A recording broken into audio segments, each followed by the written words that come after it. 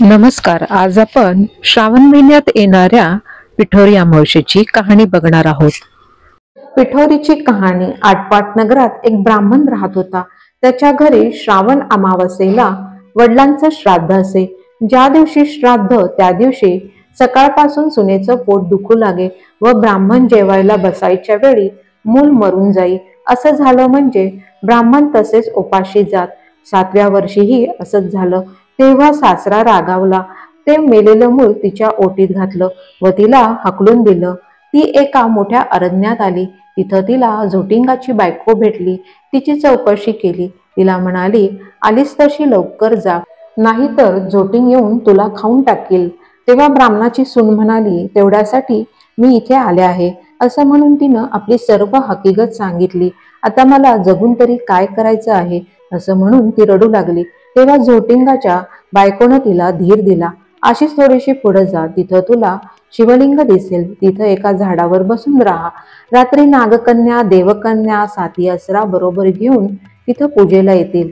खीर पुरीचा नैवेद्य दाखवतील आणि अतिथी कोण आहे म्हणून विचारतील. तेव्हा मी आहे म्हणून म्हण. तुला पाहतील, तुझी चौकशी करतील. तेव्हा तू सगळी हकीकत सांग. ब्राह्मणाच्या सुनेनं बरं म्हटलं व पुढे गेली. बेलाच्या झाडाजवळ उभी राहिली. शिवलिंग दिसलं. शेजारच्या झाडावरती बसून राहिली. रात्र झाल्यावर नागकन्या, देवकन्या आसरांच्या सह आल्या. त्यांनी शिवलिंगाची पूजा वगैरे केली आणि अतिथी कोण आहे म्हणून विचारलं.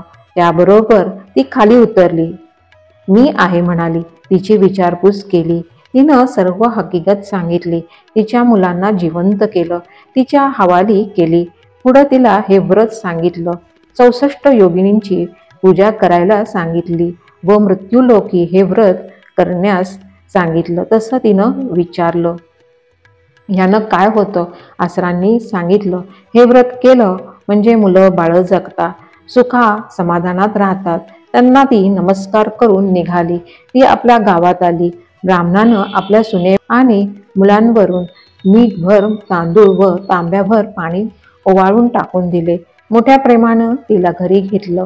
तिनं सर्व हकीकत सांगितली. सर्वांना खूप आनंद झाला.